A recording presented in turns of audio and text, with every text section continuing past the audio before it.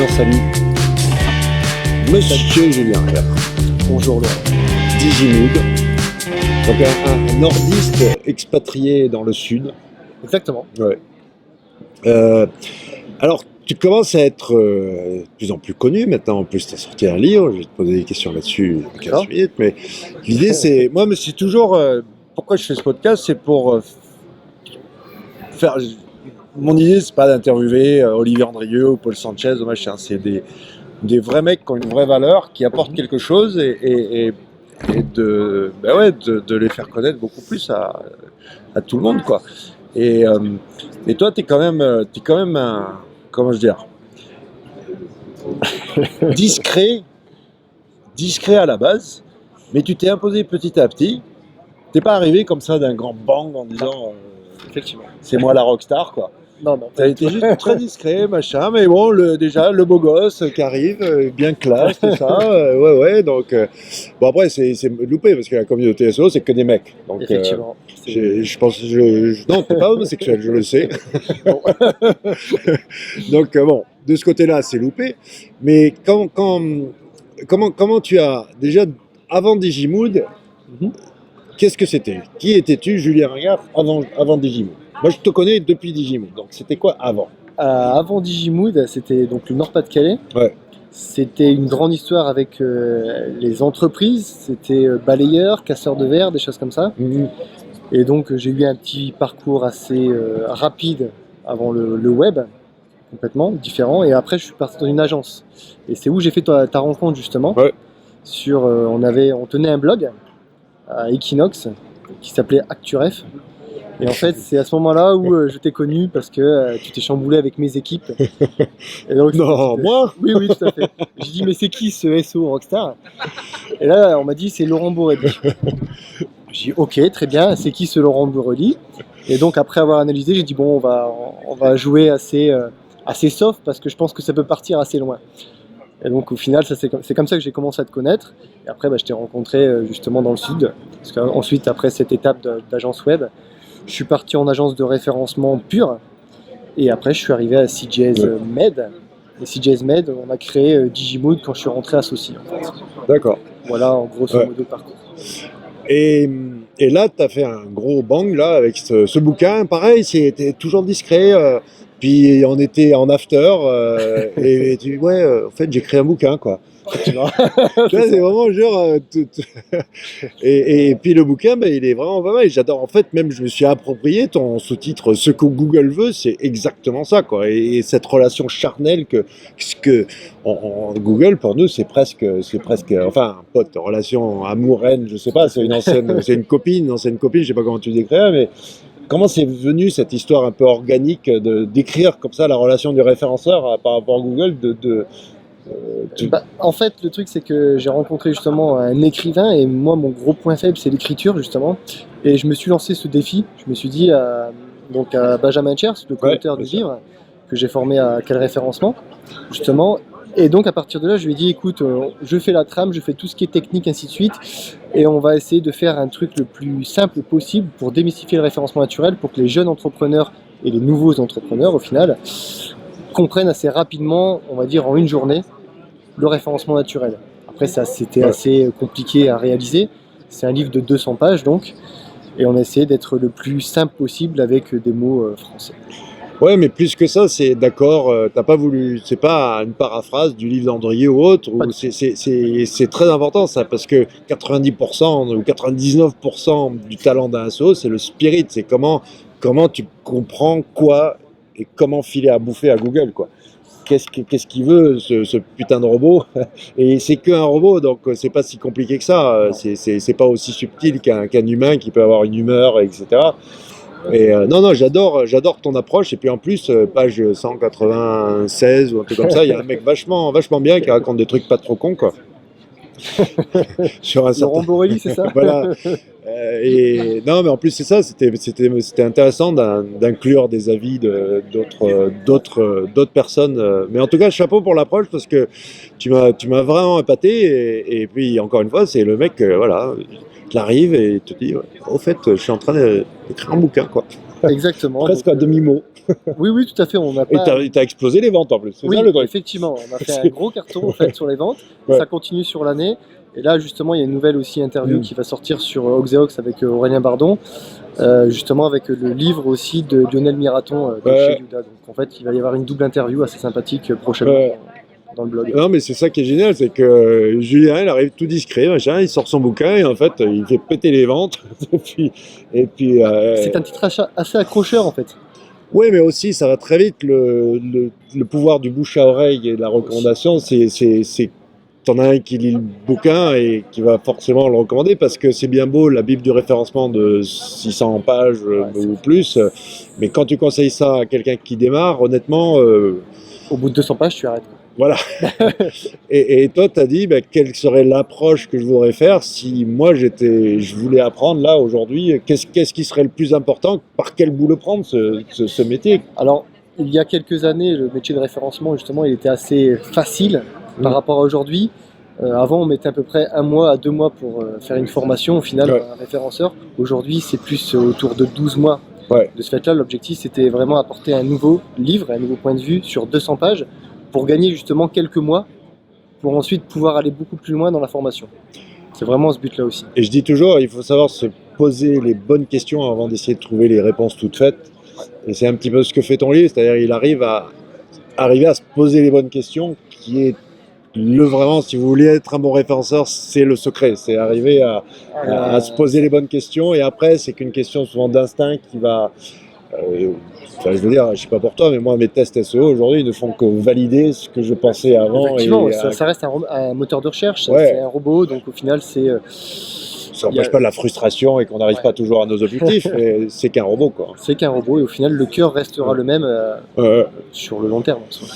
Et puis en plus, tu commences aussi à ta phase visible. Moi maintenant, je prends ma retraite des conférences, mais heureusement, il y a des mecs comme toi qui prennent la relève, qui ont des trucs à dire et à bien dire, quoi. Oui, effectivement. Donc là, je fais de plus en plus de conférences. J'essaye d'en faire 2 à 3 par an.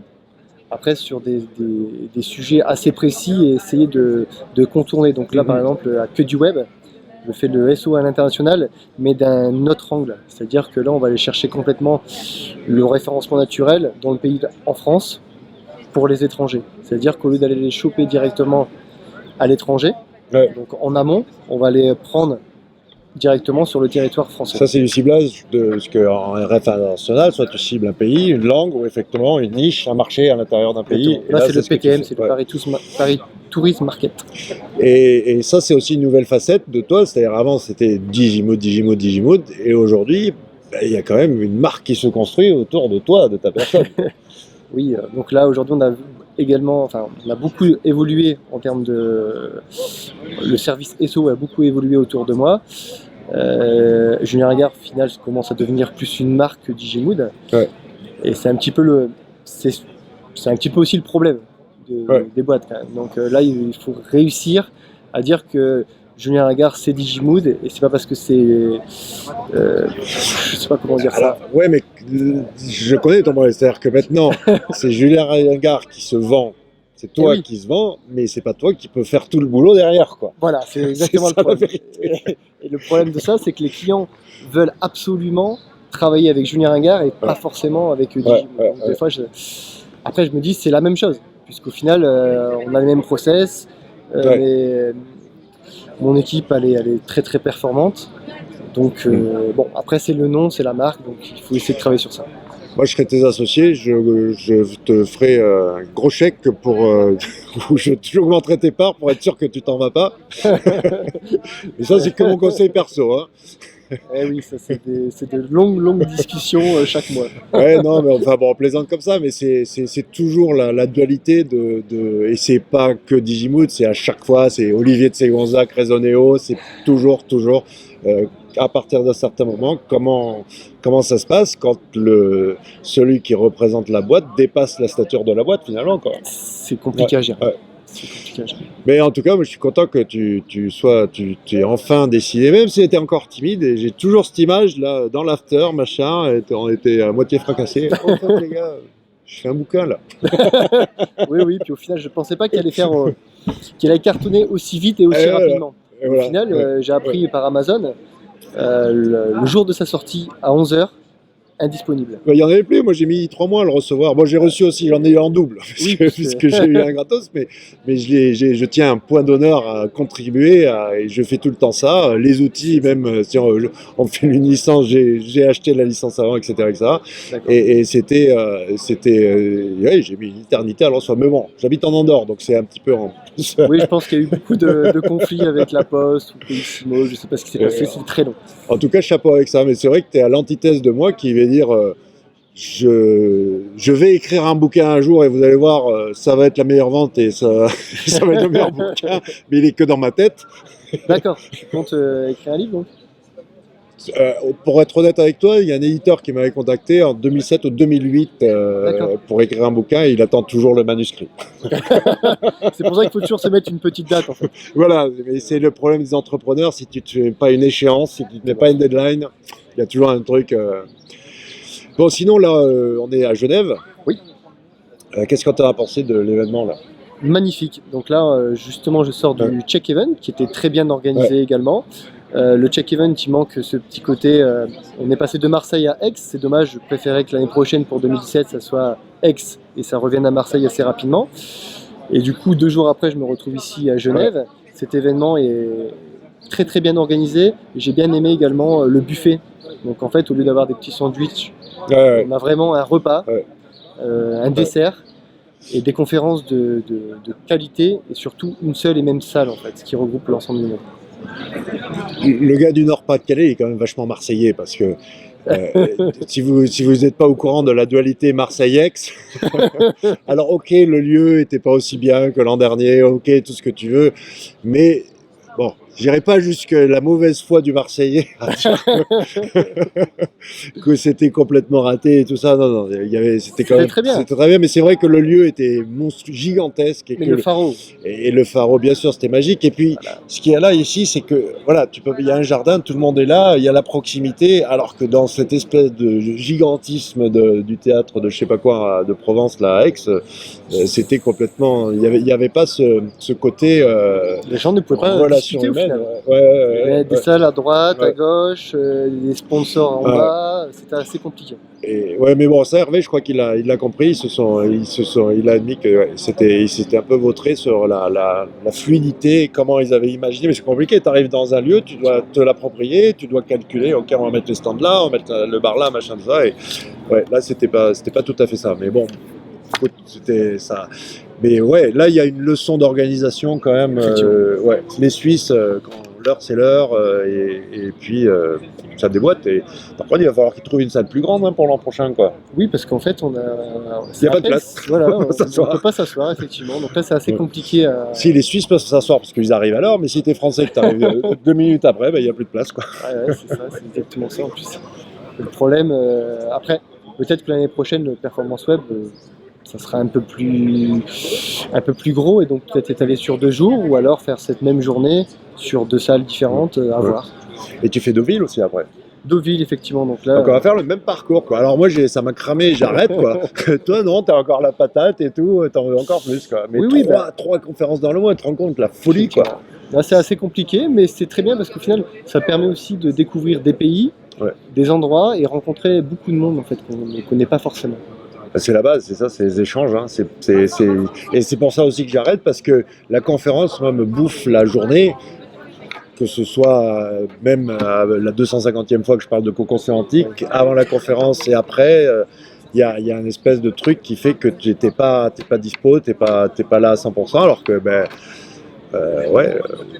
c'est vrai qu'on est un peu plus stressé quand on fait une conférence, effectivement. Après, ce qui est intéressant dans ces voyages, ce matin par exemple, j'ai rencontré une personne qui est un développeur freelance. Et donc on a fait le chemin ensemble pour arriver jusqu'ici. Donc c'est des nouvelles rencontres et également des échanges intéressants pour le futur. C'est vraiment intéressant. Bon, en tout cas, mesdames et messieurs, mesdemoiselles, la rockstar lessivée et le nouveau, la nouvelle star montante, le voilà. C'est lui. Repérez-le bien, quoi, le beau gosse. Je pense pas, mais bon, pourquoi pas. Encore une fois, oui, il est là, non, mais non, vraiment. Mais il va changer, vous allez voir, je vais le coacher et il va commencer à dire. C'est déjà en cours, on dirait. Allez, merci Julien. Bah, merci Laurent pour cette interview.